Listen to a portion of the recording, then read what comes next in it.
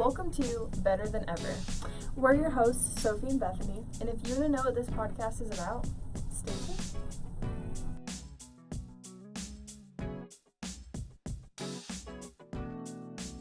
How's it going? Good. How are you? Good. How was your week? Tell us about you had a little adventure yesterday, didn't you? Oh, I did. I had a great adventure. Let's talk about that. Oh yeah, you guys, do you want the story time? Okay, yeah, story time. Okay, We're gonna have a story let time. me paint a picture for y'all. Let me paint a picture. Got to.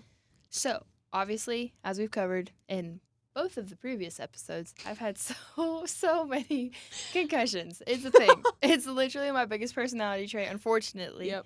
It's a thing. We've covered that, right? Well, I had to go to the hospital all the way in Louisville, if I said that right. For all you people are going to get mad. Exactly. They're going to come for me. They do. So I had to go all the way to a big old hospital to pick up some medications for it, right? And I drive an hour and a half there, and I get there. And I'm like, oh, crap. This place is so much bigger than I thought. And immediately I texted my mom, and I was like, I'm just letting you know now. I am going to get lost in this place. Yeah. I was like, I'm literally just letting you know now. And she was like, well, okay. She was like, cool. So much fun. And I was like, Thanks, Mom. Thanks, Mom. I think she helpful. literally just laughed at the message or something. And I was like, aw. We love that.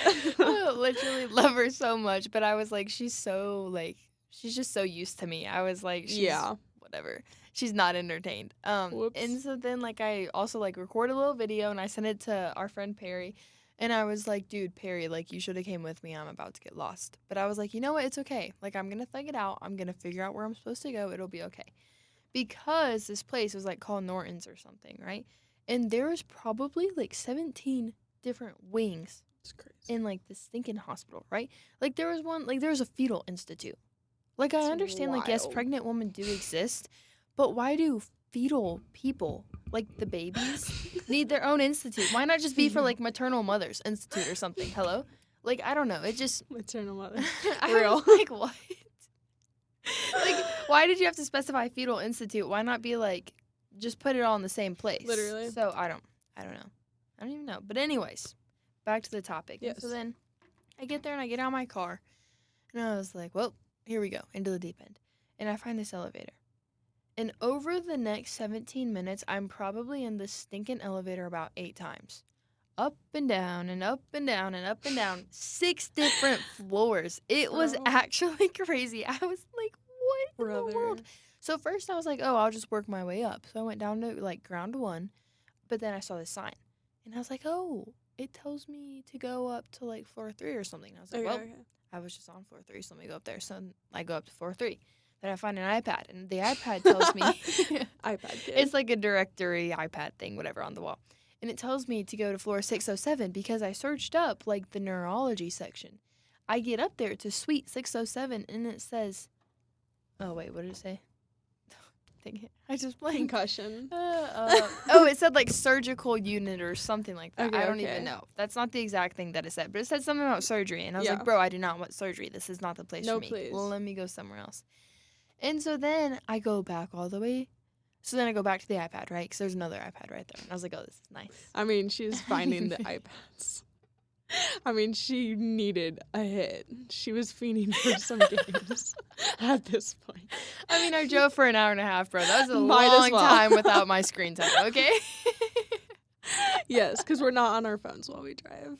We never are. Bro, total side note. One time I preached at my church. I gave a message to the youth.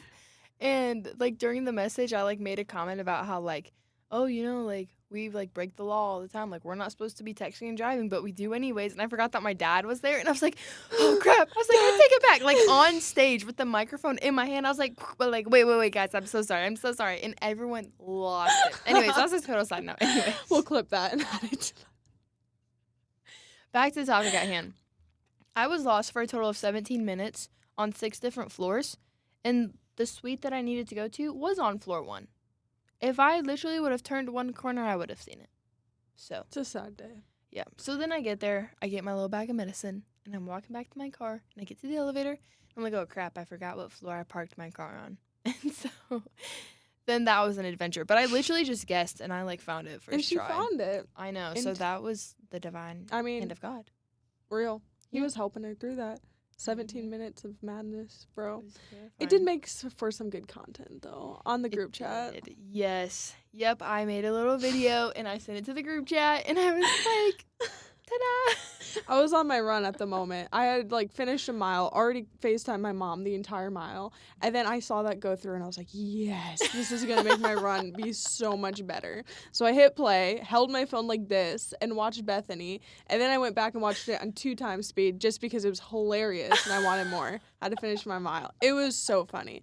I mean, comedy. There's Yeah. no way. The iPad part was my favorite. She had her little nails sticking out, and she had tick, tick, tick, tick, tick. It was And I so had like funny. my sleeve up like It was this too. It was like those little TikTok people, the influencers, like the restock. Yes. It was so good. But to be fair, I always have my sleeves up 24/7. Yeah. So like I didn't do it just for content, but it did add to the content. it's a comfort so. thing. Yeah. Yeah. It Yeah. was great. Oh yeah. And so So- then after that, we go to some Galentine's party last night with some of the soccer girls. And Trigger I warning. get there. Ooh, it was terrible, bro. Trigger I've warning. always been terrified of shots. Literally, like me and shots do not get along. Like every trauma thing you could possibly have with shots, low key, I probably had it. Yeah. Not actually, but like probably. In her you know? head, she has.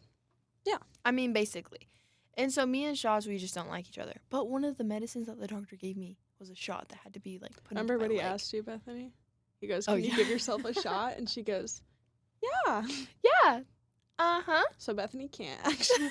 I mean, who can on it? Like who? I mean, okay. I know. Side note: who's doing that? I mean, real. That sounds awful. I'm sure Yeah. people have to learn, but like Like most I'm 18-year-old sure. girls don't, or exactly. 19-year-old girls. You know, Like some people, I'm sure you can be mentally strong enough. Like if you have diabetes, like those patches, Yeah. don't they like put the needle in you? probably. Like whatever when you click it on, like because I know those hurt, so there must be something. Yeah. Like respect to you if you have diabetes. Like Respect. well done. But like, and I'm sorry. That's also sad. Well done, and I'm sorry. Yeah. Oh, Like way to suffer strong, but also that's really a bummer. unfortunate. Shout out to our assistant coach, Steve Fugman. We love you, man. Stay strong, brother. Anyway, and so then we go to this Galentine's, and I bring the like shot pen because I'm like, oh, Grace, she's hosting it. She's like a nurse here, right? Like she could probably give me the shot. Yeah, they literally, Lauren sits on top of me because then I was like, oh, never mind, I changed my mind. Lauren sits on top of me. I two-hand shove her off of me. Like, Bro. normally you will not see me be able to shove this girl anywhere. I straight up shoved her off of me. I Like, mean, I pushed her to the ground and I it's ran out of crazy. there. I was like, no, we're not doing this. And so then, like, right when they started to go for round 2 to try to, like, get me again, everybody else showed up to the house. And Lauren was like, oh, guys, like, help. We're trying to, like, get Bethany to get a shot, whatever. And I was like, guys, they're trying to shoot me. Like, help. They're trying to shoot me. And they were like, what? Are you serious? Like, are you okay? And, like, Peyton was like, what? No, you can't do that to Bethany. Are you serious? I was like, thank you, Peyton. They're trying to give me a shot, bro. And she's thinking, like, alcohol or something. And I'm like, no. So it wasn't I was like, alcohol. no, but it was just, like, an actual medication shot. And so, like, it ended up being chill, but then Peyton stabbed me in the back and sat on me, too, with Lauren. So it took 2 whole people. Not with a needle, just figuratively. Stab you in the Yes, back. yes. Just, Don't you worry. just emotionally. I was scarred. yeah. So it took 2 people, like, legitimately sitting on top of me. And someone um, stabbing it into your leg. Yeah, and somebody, like, gripping my leg and holding it still to get me that shot. It was a wild ride. Yeah, I was scarred. And so Yeah. then afterwards, like, I went to show one of my friends, like, the video. But I was like, oh, this is kind of embarrassing. Like, I'm going to lose all my dignity if I show you a video of me, like, screaming and fighting these people off of me. So I just took a screenshot. And you see me literally looking I mean, she looks actually distressed. like distraught, bro. It was bad. Yeah. Anyways, that's how I feel inside. Like, a lot of times I'm like, oh, you can see it. It is on her Yeah. face. The fear. Anyways, but Bad. look at this survivor. I mean, what She can I is a say? real one. She has Yeah. gone through a lot in the past 24 hours. Mhm. Yeah. And Really have. real question is, did the medication help? No. So no. Uh-uh. So it didn't help. So I survived war for nothing. Yeah. So needless to say, we're suing Grace, Lauren, and The Peyton later entire today. soccer team, actually. Yeah, actually, I'm coming for all of you guys. If you were at Galentine's last night, you're going down. if you took a video of me crying, I'm coming for you. Perry, Oh, you too. Were you crying? Dude, I was sobbing. I literally, like, once I realized, like, once, like, Grace got her hand on my leg and, like, I heard her say ready, I, like, just tucked my head. I tucked my head against Lauren, like this. And I literally just started sobbing and, like, That's not shaking. good. And, That means like, your leg was so tears. tense. Bro, And they it was bad. put a shot in you while your leg was absolutely, like, it was so tense because you're probably so nervous. Not good practice. They are not real No. ones. No, Anyways. not at all. What an adventure. Yeah, it was terrible. I mean, Galentine's for the books, but still, Yeah. wow. Sounded exciting and romantic, and then it ended up being a horror movie. I mean, on my social media, it looked good because I posted a really cute picture of Lauren and MF afterwards. So, like, everything looks fine. But little did they know what I went through. I know. Like, an hour before that. I mean, isn't that the reality of social media right there? I mean, Nobody knows. I feel like you could preach a word on this one. Word. Yeah, not the topic of today's episode, but also we will be talking about that, I'm sure. We are getting into the word, believe it or not. I In case you mean, haven't noticed, we we have our both Bibles. have our Bibles Real? here. Oh, yes. And journals. Today's episode is simply an introduction in which you'll learn all there is. So we unpaused. Bethany's confused. I thought I was in the Twilight Zone for a minute. I was like, why am I hearing myself? We can cut that later. That is the only time we're ever going to get anything from this. Sorry, guys. Technical difficulties. We're back. I gotta stop. I'm shaking the table. Wow. Oh, man. So we're really organized. You should have seen us. I mean, we've real. been here since like 3:30. It's what? 4:45. Yep. That's okay. The Lord works in mysterious ways. I mean, real. So. Real. Would you anyways. like to expound on that, Sophie, as we get into the topic for today? That's right. Yeah, so today we're going to be talking about our testimonies, which is super exciting. We've been wanting to do this. We were going to do it last week, but we forgot our Bibles, and that was necessary. I actually forgot mine today, too, so I had to run back and grab it. I did send her back, yeah. In the rain. It was so sad. But we're here now, and we're just going to, like, obviously share our testimonies of throughout our life, obviously, because that's what a testimony is. But the majority of it, just how the Lord's been working in college and this semester and last semester and here at Asbury. So yeah, that's what we're gonna be talking about. Yeah. Do you want to start or? Sure. Okay. Okay. So mine, I pretty much like literally born and raised in a Christian household. Like I accepted Christ into my life when I was like 5 years old. So literally like from the get-go, from the jump, as soon as I understood, I was like, oh yeah. Oh, like, yeah. Oh yeah, put Need me that on guy. that. Yeah. Yeah. I was like, I like him. Yeah. So real I would say I've always been a Christian. But I mean, just like the girl that spoke in chapel the other day, like she said, there's a difference between like knowing that Christ is like the savior of your life versus the king of your life. Word. And I would say that for a while there, he wasn't necessarily the king of my life.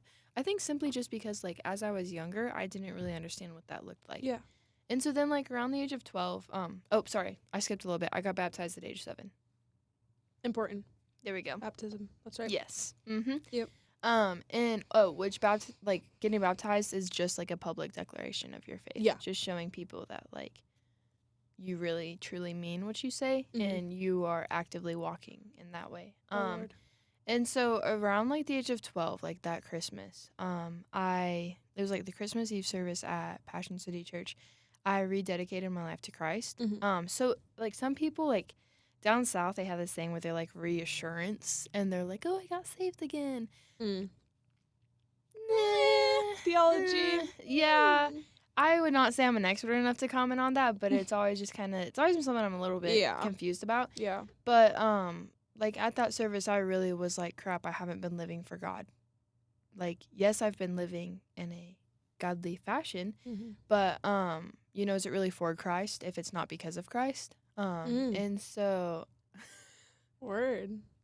then I like rededicated my life to Christ, and I was like, from here on out, like I'm gonna really do it. And obviously, like I've fallen since then, and I've Yeah. slipped a good bit, which that will be a big part of what I share about in a little bit. But then, like, around the age of, like, 13, like, in middle school, I started Bible study, kept doing Bible studies all throughout high school, started a discipleship program at my high school, was on chapel committee, joined the student leadership team at my youth group at church, led the Dang. Bible study on Sunday mornings for middle and high school girls. She was getting it. Yeah, literally, like, so many different things. Like, I would speak at my church sometimes, give messages, give devotionals. Like, for the youth group on Wednesday nights, I would speak at chapel sometimes, give little devotionals.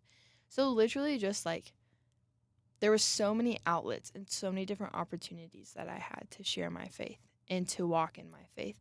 That then coming here, like, when I got to college, I didn't necessarily have those because I wasn't established, Yeah. you know? We're new. Like, yeah, like, Yeah. being at that Christian school for 9 years, like, everybody knows you really well, you Mhm. know?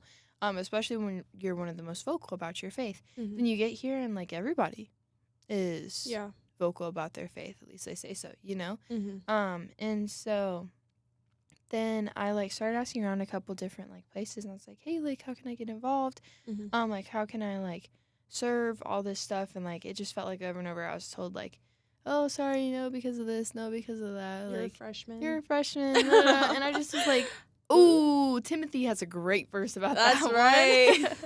I heard that this morning. Yeah. And so then, like, because of that, like, I really let that put a major damper on me. Yeah. And I just was like, well, I mean, I guess I'm just gonna have to wait. And so then I let the waiting block that was on my leading and serving also then go into my growing in my faith. You know? Like, since I was like, oh, I'm gonna have to be patient, I'm gonna have to wait on this, I kind of thought that meant that I also was gonna have to wait and growing too.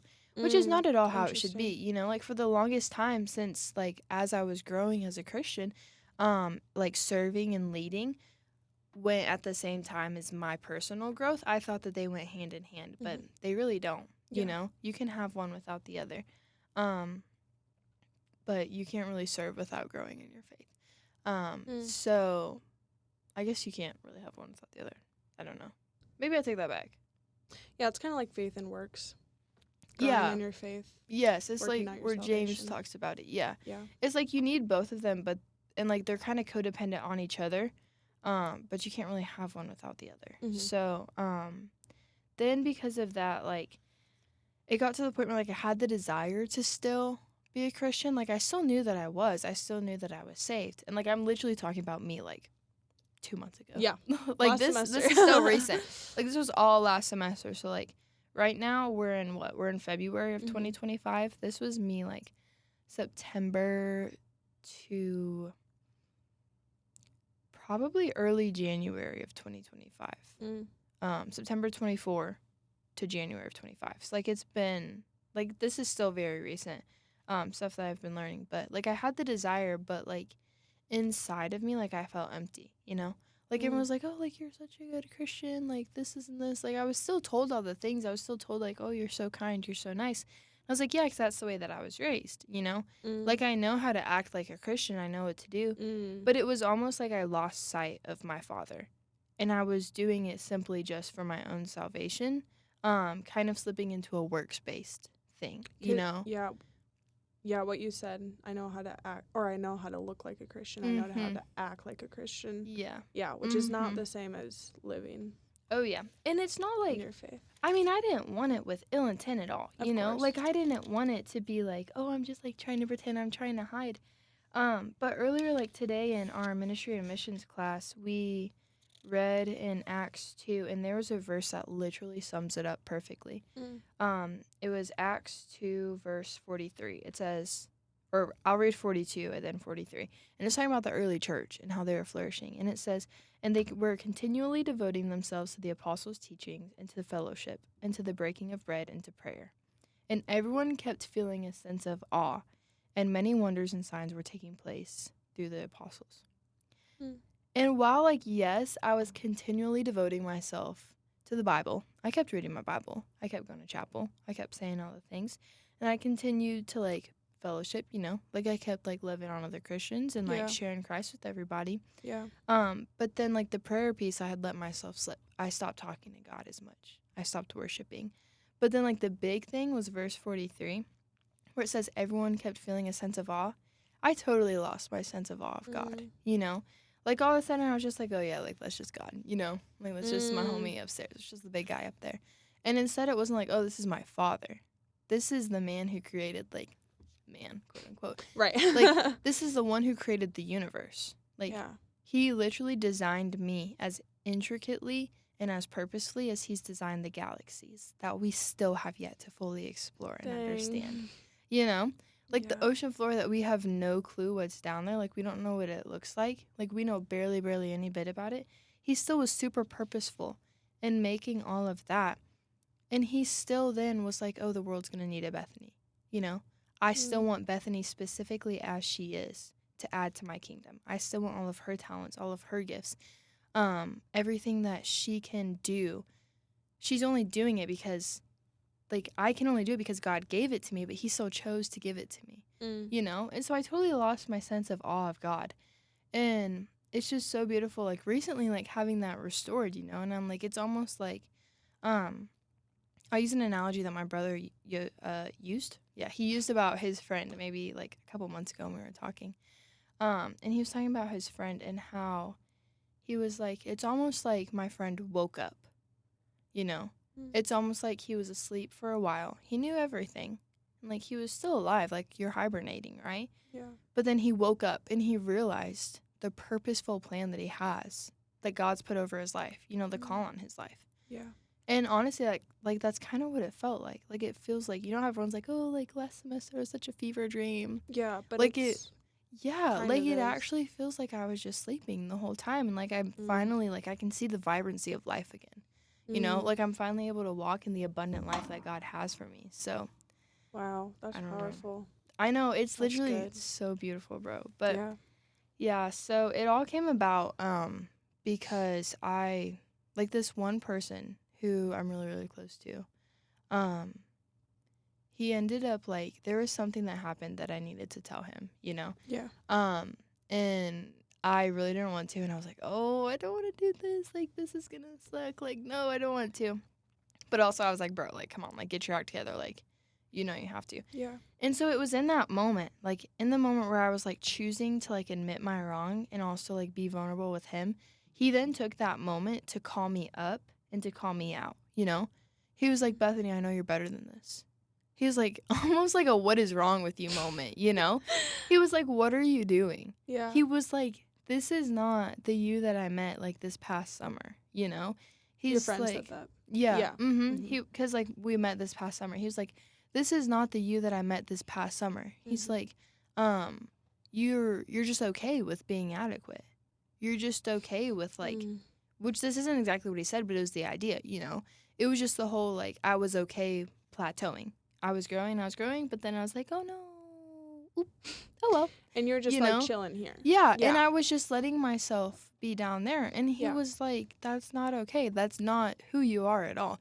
And so he really took that moment and he was purposeful to, like, call me up above what I was doing, but also call me out and be like, get out of this slump, you know, get out of this rut. Like, what are you doing with your life?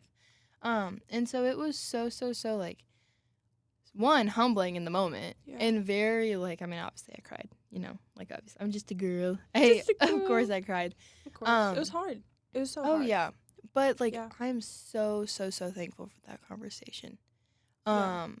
And I really am so glad that he was like, I'm not just going to let her just chill here. Do whatever with her life. Because a real friend is going to tell you that. Mm-hmm. A real friend is not going to be like, oh, no, it's okay. You know, you're comfortable here. Just stay here. They're not afraid to tell you, hey, like, you're better than this. Mm-hmm. And not that you need to act better, because you can act all you want, pretend to be all you want. But that doesn't get you anywhere, and you're still here spiritually, you know? Yeah. And so, yeah, that's really great. Yeah. That's powerful. Yeah. Because, like, I mean, he knew that I wanted to be more. Yeah. He just also knew that I forgot it, you know? And he knew that I couldn't necessarily see how bad it had gotten myself, you know? Like, if let's say, like, if I were to have a skin disease, and if I were to look down at myself, I wouldn't necessarily see how bad it is, because I would just see bits and pieces of it. I'd see it on my arms, and I'd see it on my legs, you know? I wouldn't, like, see it on my face or my neck or my chest or anything. I'd just see it on a little bit of myself. But if you were to look at me, like, if you were to see me walking on the road and you were to look at me and see my skin disease, you'd be like, oh, my gosh, that is so bad, you know? Yeah, you have a different perspective. Yeah. And since he knew me, he was able to say that. And so it really was so powerful. And, like, just the realizations I've had ever since, like, I think 2 Sundays ago, our little, like, friend group has started going to church together, which is, like, literally the sweetest thing. Oh, my gosh. I just want, like, I'm such a girl, but I just want to giggle about it whenever I think. Like, it's so much fun, bro. I cried. Actually, so great. Oh, no. It's like we've been friends for so long, but, like, there's so many churches to go to, and we just haven't, and, like, different schedules.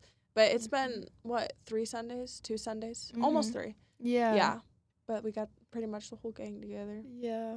And it's, like, it's crazy how much our friendships have just been flourishing since we've all been, like, purposefully growing in Christ together. Yeah, that's and not just being, like, oh, yeah, like, we're all Christians, so let's be friends. But it's, like, no, we're Christians, let's be friends. Yeah. You know, like, let's keep growing, so. Dang, yeah. That's so good. I know, it's, so Plus our sweet. Bible study Thursdays. Yeah. That's been new, too. That's been good. Really good. Dude, Shout I'm out. so stoked for that. Shout out Bethany for starting that up. So much fun. I mean, honestly, God, he told me to do it again. God, Like, yes. Love that guy. I mean, real. Saved us. Yo. So 2 Sundays ago, there was a song, and it, like, said the phrase resurrection power, like, talking about how we have it inside of us. And it reminded me of the song that, like, says the lines, like, now I have resurrection power living on the inside. Jesus, you have given us freedom. And later that day, I was texting my mom about it, and I was like, Mom, I just had this realization, you know? Like, God doesn't give us that resurrection power so I can boast about it and be like, oh, yeah, like, I'm such a great Christian. Like, I have, like, the same power that raised Jesus from the grave. Like, it's in me now. Like, yes, look at me go. Like, I don't have that in me so I can say all of that. It's not a power grab at all. It is not a power grab. But instead, it's an invitation to go kneel at the throne. You know? It's like God telling us, like, this confidence, it's not for you to feel better about yourself and to feel better about your salvation or how you look as a Christian. But instead, like, it can give us the humble confidence to know that everything we say and do is that much more powerful because we have it in us. And it's like, you know, if you were to have a little lighter, if you were to light a lighter, like, oh, yay, fire, whatever. But if you have that hairspray behind it, like, bro, you got a little, what's it called? Flamethrower. You got a flamethrower now. You know? It's like the same thing. Like, so ooh, true. this is my salvation. But Without Christ. yeah, without his if power. I'm just holding on to my salvation for myself, what good does it do me? But if I am acting out my salvation every day and living in light of my salvation and living in a way that honors my salvation, I have the hairspray behind it. I have Christ's resurrection power behind it. So that way it can be so much bigger and so much better. Word. So, that's a good analogy. Yeah. thanks. I I like literally just thought of it. On the spot. And we're so Oh, tired. yeah. I'm surprised. You're I know, just right? Hopping off over We were here. just talking about Alani's. We needed an energy drink. Maddie, have you seen this? Come bring us one, please. Please. I know. It's okay. She's probably doing something productive. Real. Low-key. Real. That's so good, Bethany. Yeah, so that's kind of where I'm at. It's just been a ton of growth. A ton of just humility. But, like, I'm so thankful for it. You know? Yeah. Like, I've gotten to the point where, like, at first I was like, oh, like, no, like, God, please don't humiliate me. Like, no, don't do that. But, like, thank goodness that he did, you know? Amen. Because I'm, like, I mean, everything kind of comes back to pride, you know? Yeah. That's why Lucifer in heaven Fell. Yeah. Yeah, Pride. like, that's everything all starts with pride. Pretty much all of sin is rooted in pride and us thinking that we don't need God. So we turn our back from God. So I'm so thankful for literally everything that's happened so far in 2025 where God's just pulled me so much closer to his heart. So, Amen. oh, yeah. Wow. Yeah. Me too. Dang. Okay. What a good word. I mean, thanks. Your turn. My turn. Your turn. Yeah. Oh my gosh. Yeah. We definitely have seen each other, like, grow and Mhm. change throughout last semester Mhm. and now this semester. But Oh yeah. yeah, I would say I'm pretty not in the same spot, but it's like kind of like this growth is new. Like this is just a brand new thing even within this semester. Like I learned a lot last semester and through 2024 and everything, and like my testimony has grown with me, but 2025 and just coming back to school has been just crazy, and what the Lord's been showing me and changing. I was also saved when I was like 5. Prayed with my mom and dad, and then I would say that my Christian journey started off a little rough. I had like first generation Christian parents, so it was like they didn't really know exactly how to navigate that, and there was just some family troubles. So I would say I like truly never trusted Jesus, and like you said, you don't know how to live out your salvation in a way that Jesus is king when you're that young. Oh, You know, yeah. because like you hear about God and you're like, yes, that I want that, and it wasn't out of fear. It wasn't like I was afraid to go to hell. Like it wasn't. It was just like, yes, like this is true. I believe this, and I always have believed it. But when I was 12, I was baptized, and that's when my dad became the pastor of our church, and so that was a big transition moment for me too. I would say that's where my struggles kind of started off and on, just like with different anxieties and things. But I would say coming to school, one of the biggest like growing moments in my faith. My senior year of high school, I was 16, which is like kind of weird. So I was very immature in my senior year, and that was the hardest year of my life. So that was 2024, and it was a hard year to come into school. So 2024, that winter, I was a senior, I was graduating, super, super depressed, worst mental health I've ever been in. And I had a commitment to work at a summer camp that summer, and I was really anxious about that, didn't want to go. There was people there that I did not want to be with for 8 weeks straight, and just like a lot of sin in my life that I hadn't faced yet. And strangely enough, that was my first like taste of real ministry. I counseled kids all summer and like shared the gospel, and throughout the summer I was still struggling with mental health and just like a lot of sin. And even in that, the Lord used that summer that I was so afraid of to like have an impact on kids and an impact on other people. And so that really like left me hungry for ministry. And it was like, Wow. oh, I want to keep doing this, like look how the Lord's used me even in my sin, even in my mental health, like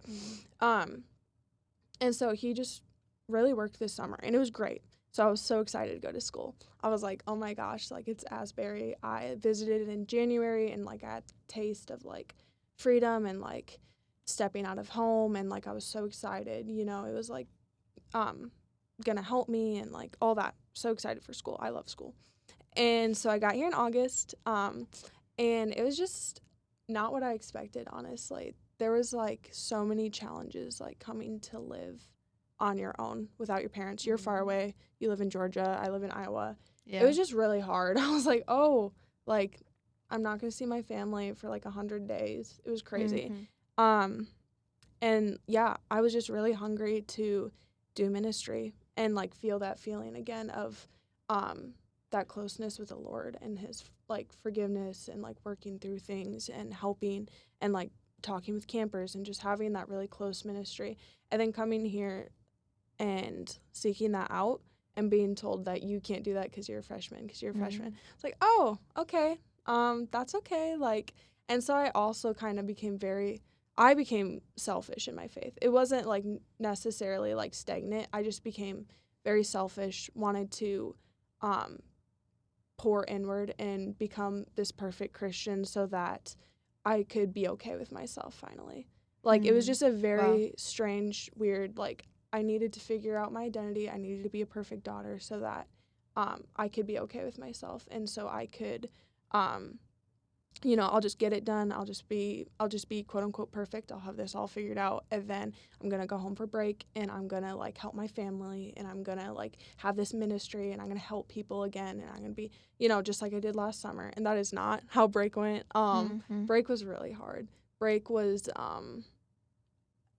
I realized how incredibly selfish I'd been all of last semester and just like not seeking out to pour into others, but only pouring into myself, which you should, like you said, have those times of like pouring into yourself and connecting with the Lord. But it was like having my family be like, oh, hey, like you really are only concentrated on yourself. Like I was like, oh, wow, I thought I was getting better. I thought like, but you have to have that spot of like pouring out. And I just hadn't. I was just like very not insecure with my like identity or whatever. I just felt insecure in life. Like there was no security. I was all alone at school, So I had to like pour into myself and keep myself safe and perfect and all that stuff. And it's all a mess, like it was all a mess. And I realized that on break and I kind of just like had to restart where I was in my faith. You know what I mean? Like it wasn't like I got resaved. It wasn't anything like that. But it was like, okay, I'm approaching my relationship with Jesus wrong. And I'm never going to be perfect.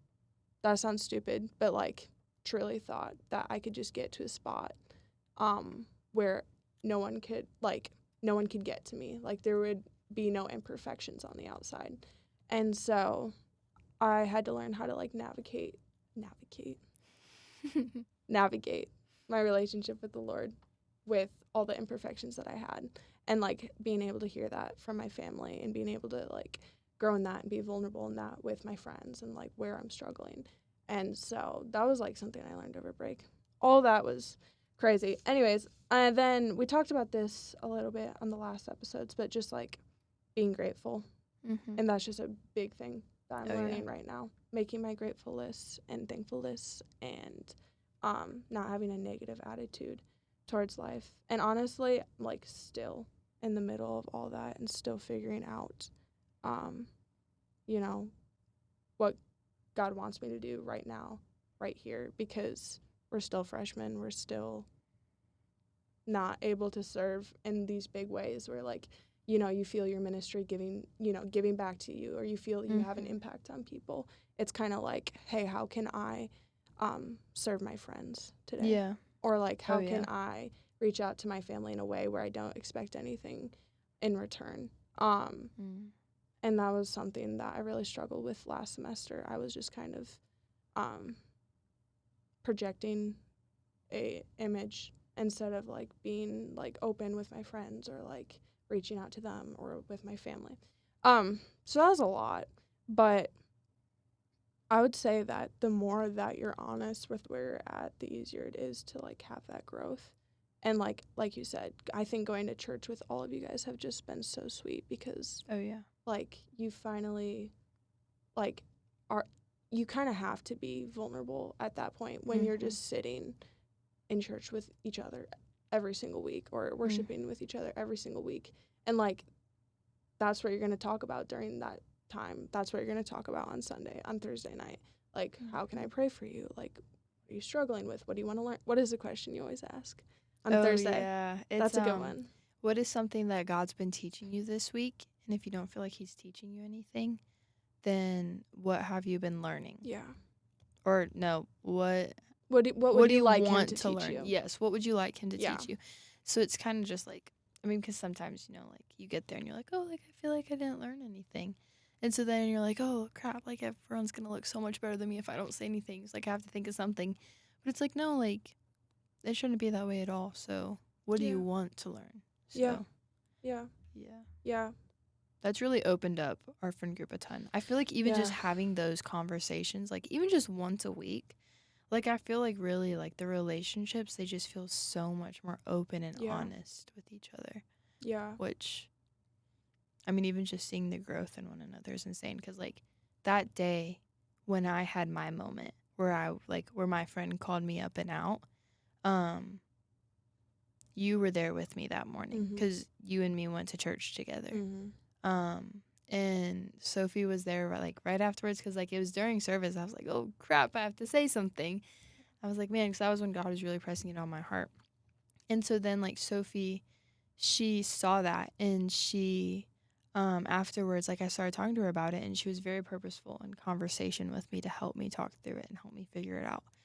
And she was just, like, the sweetest and constant encouragement the entire time. And, like, I'm sure, oh, my word, I know I was a mess that day. I'm sure it I was would be terrible. too. It was a burden. Yeah. Oh. I saw it in your eyes Yeah, weighing on you. I mean, I dude. was like, oh my gosh, she is struggling. Like, I would be too. It was hard.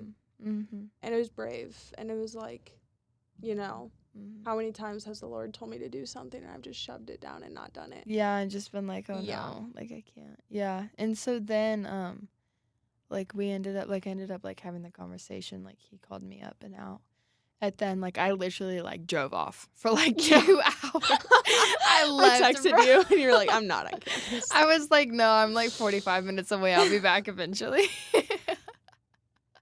And so then like a little bit after that, I was able to tell her, I was like, he showed me grace in a way I've never seen before. And like just having that friendship of like Sophie being able to walk through the hardship with me, like I feel like that alone, like I think it was shortly after that we filmed our first episode. Because then, like, our first episode of this, Sophie was like, oh, Bethany, how's life? And I was like, I don't want to answer that question. I was like, next question, please. Right? I know. It was hard. But, like, that's so real. Mm-hmm. Like, why do we got to fake being good all the time? Yeah. Like, why even pretend? Because nobody is, you know? Mm-hmm. And look where you're at now. Look how the Lord used that. So, yeah. Yeah. It's been really good. It's been probably not a month out since, maybe 3 weeks or so since. And even just the growth I've had in 3 weeks is more than all of last semester. So thankful for that. God is good, y'all. God is good. Amen. If you met me last semester, I'm sorry, I'm a new person, new creation this semester. Right. I'll introduce myself again. Daily renewal. Yes, Amen. exactly. That's so crazy to me that you say that though, because when I met you, I was like, oh yes, like, look at this girl. Like, she is like, so, like, you were so alive and like so trying your best to minister even to the people around you in soccer. Oh yeah. And like trying to deal with all that situation. And like for me, like I said, I was like very selfish that semester and I really admired the way that you were pouring yourself out. But your personal growth, it's kind of like the opposite for you. It was like your personal growth, you plateaued, you know, where it was like you were trying to pour out and trying to pour out and you just, you know. Yeah. So, that's really hard balance. That's hard to figure out, you know. Yeah, that was a good point how you said it was opposite because it was almost like I was living in my salvation for other people. Yep. Like I was being a Christian so that way others could then have the effect of my salvation, which, not how it should be. No. It's okay. We don't. I mean, there's definitely that balance, you know? Like we said, like faith and deeds. Like there's definitely a good balance to it. Yeah. Like, yes, your salvation should be something so radical and so life-changing that it does affect everybody around you. Yeah. And that it does significantly change your friend groups. But it also should be for you, you know? Yeah. It also is your personal relationship, but it's not your closed-off relationship. Right. And that's how it was for me. It was personal. It was closed off. And then that also stunts your growth because, you can't do anything out of complete selfishness and you can't do anything out of complete exhaustion or, like, deadness in your faith. So, really hard. But, Lord's good. Oh, yeah. There's just one really, really good analogy that I got from Passion City. I think Louis Giglio talked on it, like, probably years ago. And he talked about, I think it was him. I'm pretty sure it was him. But he talks about how, like, there's, okay, I don't remember what the sea's called. I think it's maybe the Sea of Galilee. And then there's a tiny little river that feeds into the Dead Sea. I think that's what it is. And he talks about how, like, the Sea of Galilee, like, it's so alive. It's doing so well. This is over in, like, Israel, by the way. Like, over in, like, Middle East area. Okay. And, like, the Sea of Galilee, like, that lake, that sea is so alive. And everything in there is doing so well. All of the little fish and sharks and whales and all of them, like, there's algae growing. There's, like, I don't know if there's coral reefs, but, like, if there was there probably would be, like everything is alive and well. There's plants along the side of it. Yeah. Like the water just like it facilitates life. Yeah. But then there's the river and then there's the Dead Sea. And the Dead Sea, I mean, obviously, nothing is alive there. It's literally dead. all dead. Yeah. It's like, it's got so much salt in it. Like, nothing can live in there. You can, like, no fish could survive in there. There's no plants right along the edges. There's no algae inside of it. Yeah. And they talk about how, like, you don't want your Christian faith to be like the Dead Sea, where you only receive and you receive and you receive and you receive and you receive. Yeah. But instead, it should be like the Sea of Galilee, where yes, you have those inlets coming in, but then you also can give out and you can also pour back out. And so, like, ever since, like, that analogy has always stuck with me and it's always stayed in my mind. Just how, like, yes, I want to receive and I want to grow, but I also need to give back out. So I think that's why sometimes it's so easy for me to slip into the, like, thinking of being like, oh, I need to just serve, I need to serve, I need to serve. And it I will need to fix serve. this. And it will fix the plateau and the deadness. And yeah, if I just pour out and then you're empty. Yes, but I still need to cherish and help flourish all the sea life that is within me instead of just trying to feed the next lake. Yeah. So, I don't know. That's a good analogy. I know, I really like that. Dang, you got a lot of them today. Yeah. Sorry. I love them. I know. No, I love them. I need them because that's how I learn. I mean, bro, I could draw you a picture book. Let's do it. Maybe we'll publish it or something. It'll be my second published book. Of all of her little analogies from our podcast That and would in be life. so funny. We could turn it into a children's book. Read it to our kids, bro. This is from our podcast. Let's do it. Your mom's made in college. Wait, is there anything serious that we should say before we move on to the rest of this? Oh dear. Any more seriousness you want to say? Okay. So what's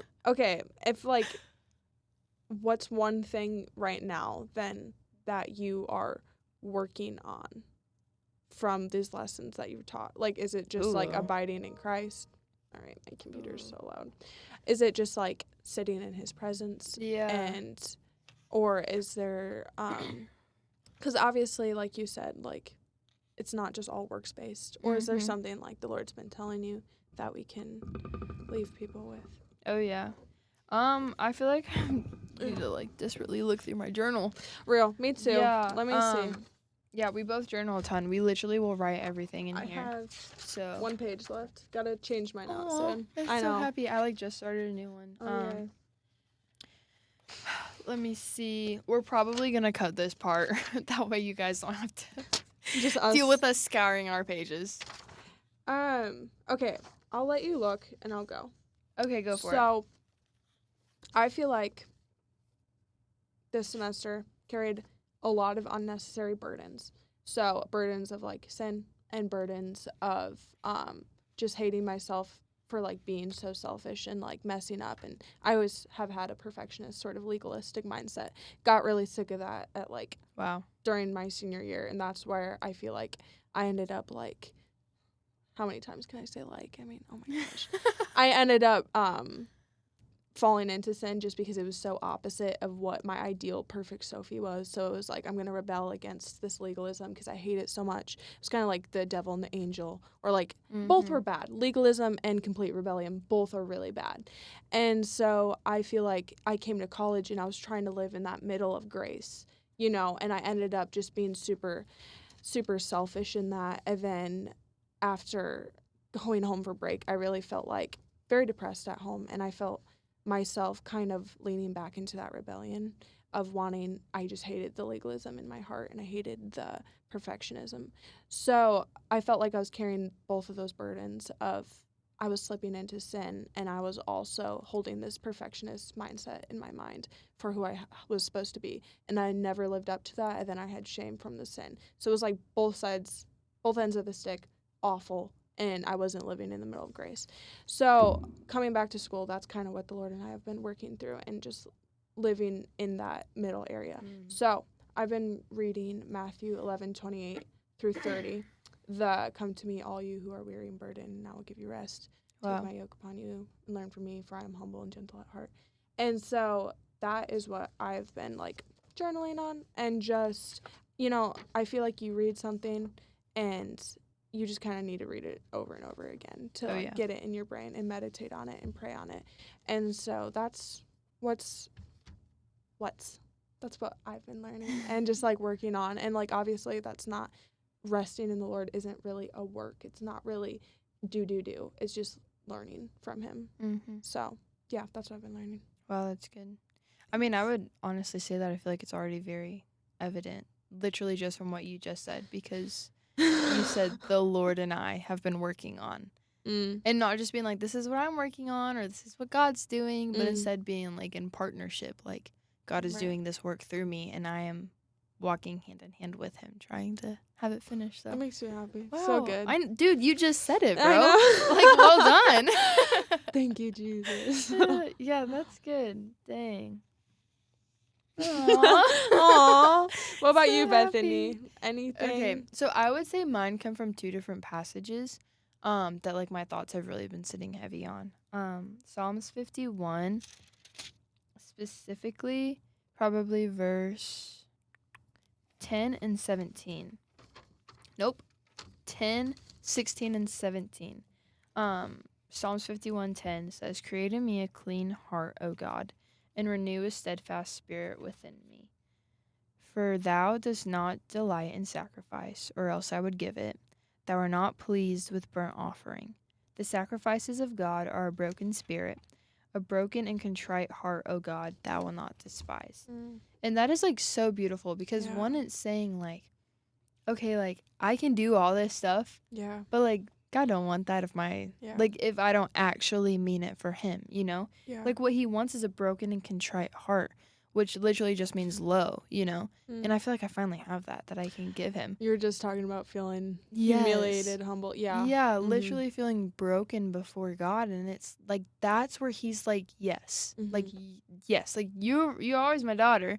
But right now, like, you really are my daughter because you're relying fully on me. And, like, obviously, like, I'm not always going to be straight up broken before him.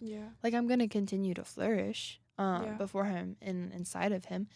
But there's such beauty in knowing that, like, even in my most vulnerable state, in the lowest that I will ever be at, that's when he's like, okay, now we can do a work in you.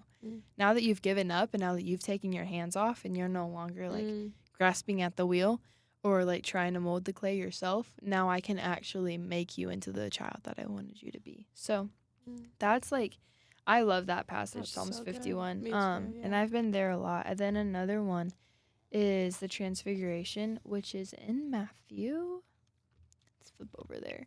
Matthew 16. Oh, maybe it's 17. Oh, man. Let's see. Okay, yeah, Matthew 17. This is just where, like, Jesus takes Peter, James, and John up on the mountain. But there's one passage specifically says, "And Peter answered and said to Jesus, Lord, it is good for us to be here. If you wish, I will make 3 tabernacles here, one for you, one for Moses, and one for Elijah." While he was still speaking, behold, a bright cloud overshadowed them, and behold, a voice out of the cloud saying, "This is my beloved Son, with whom I am well pleased. Listen to him." And in my journal, I wrote, Peter immediately begins talking and moving as if, or as soon as he sees something happening, but it was not a moment for him to act. It was instead a moment for him to sit in the power of the presence of God. I wonder why he says, like, why he says the part where he says, "Lord, it is good for us to be here." You know, like, does he feel like he needs to assure Jesus that he is worthy of them being there in that moment, or like just seeing his power and seeing his glory?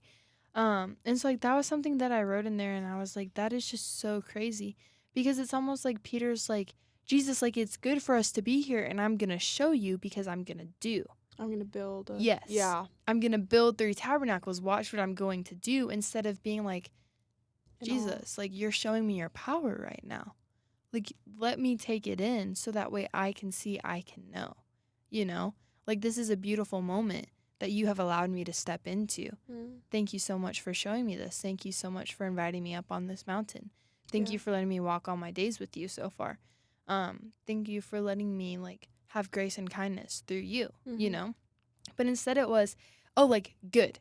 thank goodness I'm here. Thank goodness I can see this because I'm going to make a tabernacle and everyone's going to know that I made the tabernacle and everyone's going to know what I saw, what I experienced, and what I learned, and I'm going to tell them all. And, like, it wasn't a moment for that, you know. It was a moment instead for just God to show them his power and for them to take it in. And so that was, like, super, super powerful. And, like, I know that, like, a lot of times, like, we think of Peter, like, when he was, like, a young disciple as, like, a little fool. Because there's so many things where he's just rushing around, like, doing so many things where all, like... Yeah, a little bit. I mean, okay, yeah. Like, he's just pretty... almost spastic, in a way. And... like, that's kind of how it feels sometimes when I'm like, oh, I need to keep doing all these things. Like, that's almost how it was in high school for me. Like, with all these different outreaches that I was doing and, like, different outlets that I was pouring my faith into. But now it's like I can finally just sit on the mountain. And I can just sit there with no tabernacles around, with literally nothing. But instead, like verse 8 says, Matthew 17:8, it says, "In lifting their eyes, they saw no one except Jesus himself alone." And it's like I can finally just sit there on the mountain and just see him without having to worry about doing anything else. So, I don't know. Yeah. Wow. Yeah, it's beautiful. I really love that. Thanks. Yeah. So Wow, cool. those are good passages. Yeah, they're really cool. And it's funny, it's like those are things I've heard all my life, you know. Like Psalms 51 is the passage with that David then writes after, you know, he sins with Bathsheba. And then like the transfiguration is something. But it's so forever. different to just like know instead of hear like your whole childhood and to have it in your brain, but to have it in your heart and in your life. Oh yeah. Is so different. And I guess that's just part of growing up. Yeah. If you allow the Lord to keep working in you as you're growing, which you are. We are. Oh yeah. Yeah. And to read it again as an adult and to really want it. Like it just totally different adult. But totally different like You are. Perspective change. I mean, come on, man. You're legal. Well, so they say. We don't know. I mean, I don't know. Could be any age. Yeah. That's so good. Amen. What a good time. Oh, yeah. Well, yep. I'm glad we could share. Yeah, this was good. I feel like we definitely were joking earlier, and now we're like, nap time. Gosh, you don't even understand. I'm going to go munch. Yes, eat a bro. sandwich. Dude, I have these mini tacos in my freezer. I'm going to go heat them up My eyes in the just lit up. microwave. I mean, you can have some if you want. You come over, party time. I'll order ahead in the bistro. Bring a few sandwiches. So smart. Are you going to eat in your room then? Yeah. We'll text the group chat. Yes. Party. Group chat. Love the group chat. Oh, man. Okay, well, we'll finish on with our afternoon plans, and we will talk to y'all later. Thank you so much for joining us. Yes. This is such a good time. Thanks for coming along. See you next episode. Bye.